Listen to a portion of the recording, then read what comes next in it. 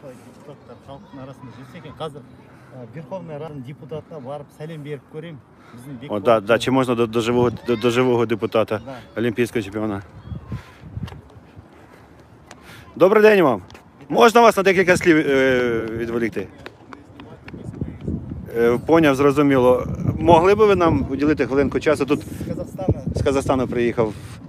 Я хотел, витаю вас, хотел показать, насколько отличие диктатуры и демократии, да? У нас нереально в Казахстане подойти к депутату, да? Вот сейчас в прямом эфире смотрим, да? И просто поздороваться по-человечески. Вот. А можна повернути камеру? А вот олимпийский чемпион, большое уважение. Ну, у нас даже в Алмате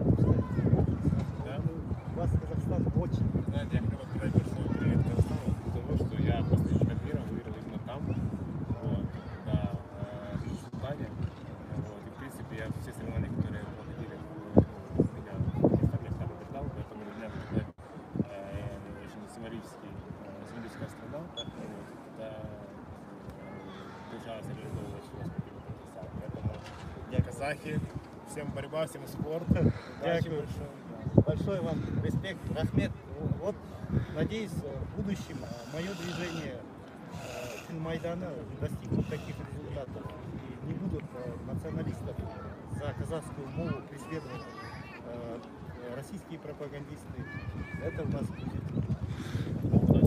Это Куат Ахметов, ему запретили на 50 лет въезд в Российскую Федерацию. Помните, Соловьев рассказывал, языковые патрули в Казахстане обижают русских женщин. Ну, вот этот будущий политик, будущий... Дякую вам, хай вам щастить, нових перемог вам. Вболіваємо за Україну.